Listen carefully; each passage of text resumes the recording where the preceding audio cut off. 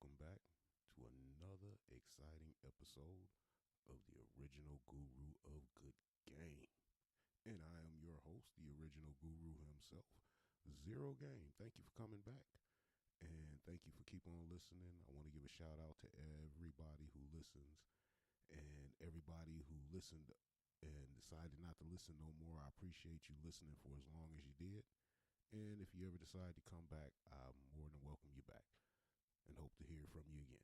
Anyway, for everybody else, thank you so much for sticking around. Anyway, we gonna get on this episode, and we are continuing up on the Good Man Guide series. So we are at this point, the Good Man Guide series. We are gonna get drop for you this time. The 3 pillars of a good man. Now, incidentally, these pillars work both sides of the sexes. So they work just as well for a good woman as they work for a good man. But let's get something established first. Now, the one thing I want to make clear, and I was trying to touch a little bit on this one in the last episode, but I might have got a little bit too into it. I kind of get really carried away with this stuff sometimes. But anyway, in the previous episode, I was trying to get more of a definition to look for what would be a good man or a good woman, in a sense that you need to look for that person that's a good man or a good woman for you, not for everybody else, just for you. And that's where I think the disconnect is preventing people from actually finding a good man or a good woman. Because I hear a lot of women complaining about there are no good men. We are out here. We have always been here. The problem is that the generalization or the definition that's basically, I would say, promoted in the media. The basic image of the good man being promoted in the media today tends to be superficial in nature and origin. And I think that's where that disconnect is coming in, because it's pretty much like a cookie cutter cut generalization of what a good man is. Spread this across the board, and as you see, it does not always fit, because there are variances. There are small and little differences and intricate things that take place that makes each one a unique good man. But you have to look for the good man in the men that are there. We out here. You just got to see us, and you have to see us for you, not for what your girlfriend likes or what your auntie like or what your cousin like or what your neighbor like. What is a good man for you? That is the main thing that you need to hunt for. So, in the spirit of that, I wanted to help give you these 3 pillars. Now, this can apply to women and it can apply to men, because, fellas, we need a good woman. And a good woman should have these 3 pillars to build on. If she's not working with these 3 pillars, then you might want to reevaluate what level or what classification you might want to put her in, a definition. I don't know how you sort out your women. That's on you. Okay? But I'm going to give you these 3 pillars of a good man. Now, you need to write them down. Get your pen and a pad. Write this shit down. Might want to keep it in your wallet. Memorize it. Put it on a little card. Stick it in your purse. Make it into a poster. Stick it on your wall. I don't know what you got. Whatever you got to do to keep these fresh in your mind on a daily basis. But always try to keep these 3 pillars fresh in your mind. And this is how you can determine whether you're dealing with a good man or a bad man. And fellas, this is the 3 pillars that you need to have if you choose, remember, choose to be a good man. But before I drop them pillars, let me make this one thing clear. A good man or a good woman, they are not born They're not created. They're not trained. They're not made. They're not none of that shit. That implies something of a possession. And you cannot possess a person. You can't possess somebody else's soul. All right, that's TV, fantasy, magic stuff. That's not reality. Reality is they are chosen because they choose to be a good man or a good woman. It's about the choice that you choose to make on a daily basis. Anything that you do in life is a choice. And every second of life gives you the opportunity to make a choice, a good choice or a bad choice. It's always up to you. So you have to look for that trait in people, that they choose to be a good man or they choose to be a good woman, and not somebody that come with some crap about they were made or born good. That's all bullshit. Nobody is born good or bad. It is the choices that we make in life that determine what station we choose to play. Am I going to play the good guy or am I going to play the bad guy? That's all there is to it. So now let's get back to these pillars, because I don't want to veer off too far from it, because I want y'all to get this shit and I want y'all to keep this shit. And like I said, write it down, tattooed on your arm, whatever you got to do. Memorize it, put it on a flash card, business card, t-shirt, write it on your jeans. I don't know what you need to do, but just do it. All right, here's the 3 pillars. First one.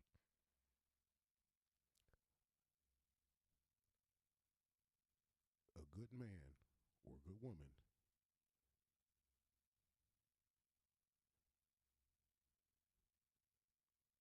the first pillar, smart. A good man or a good woman is intelligent both academically and streetwise. They think of others' feelings when making decisions, value those, their other people's opinion, like, you know, your mate, your siblings, family, friends, but you always value their opinion. You may not act on it, but you will value what they say to you. See, that's a smart person. Will always use logical, intelligent thought before making actions that affect themselves and all those people around them, especially the ones that you care about.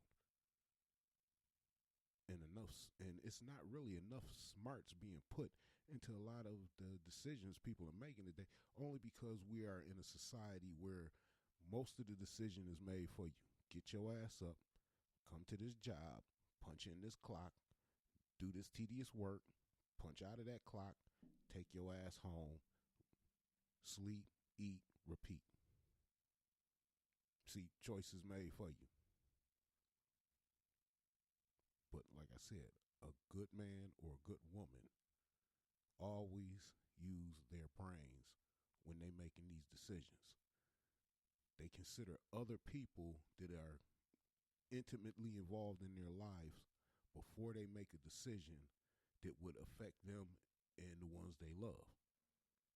Nowadays, you just got everybody, hey, if it affects me, fuck you.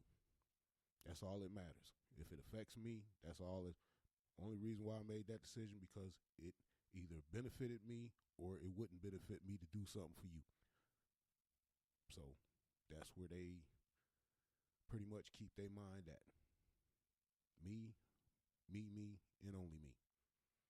And if you can get something out of it in the process, then you better get it while the opportunity is there, because I damn sure ain't about to give it to you.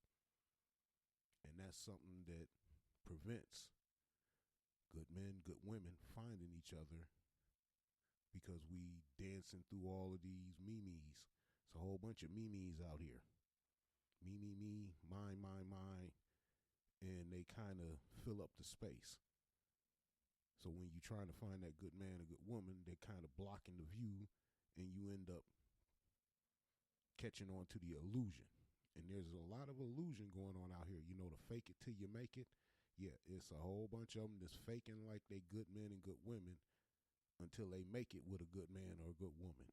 Of course, by then they are so emotionally, mentally, and spiritually damaged that when they actually do find that good man or that good woman, they have no idea how to be with a good man or a good woman.